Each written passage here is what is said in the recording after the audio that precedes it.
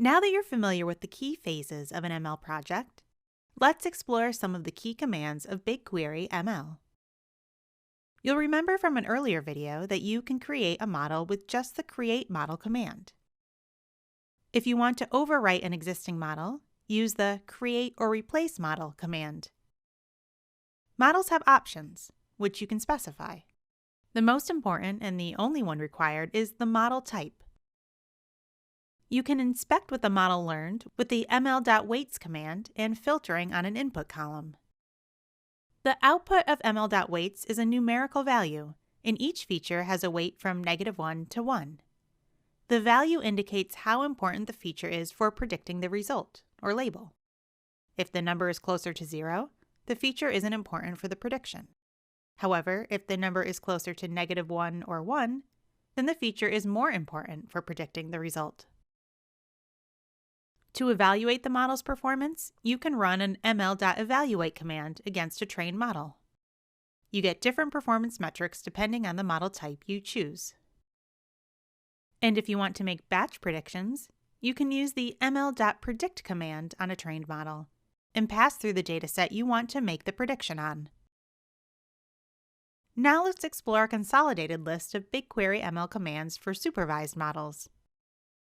First, in BigQuery ML, you need a field in your training dataset titled Label, or you need to specify which field or fields your labels are using as the input label columns in your model options. Second, your model features are the data columns that are part of your select statement after your create model statement. After a model is trained, you can use the ml.featureinfo command to get statistics and metrics about the column for additional analysis.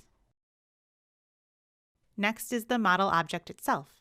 This is an object created in BigQuery that resides in your BigQuery dataset. You train many different models, which will all be objects stored under your BigQuery dataset, much like your tables and views. Model objects can display information for when it was last updated or how many training runs it completed. Creating a new model is as easy as writing Create Model, choosing a type, and passing in a training dataset. Again, if you're predicting on a numeric field, such as next year's sales, consider linear regression for forecasting. If it's a discrete class like high, medium, low, or spam or not spam, consider using logistic regression for classification. While the model is running, and even after it's complete, you can view training progress with ml.traininginfo. As mentioned earlier, you can inspect weights to see what the model learned about the importance of each feature as it relates to the label you're predicting. The importance is indicated by the weight of each feature. You can see how well the model performed against its evaluation dataset by using ml.evaluate. And lastly, getting predictions is as simple as writing ml.predict and referencing your model name and prediction dataset.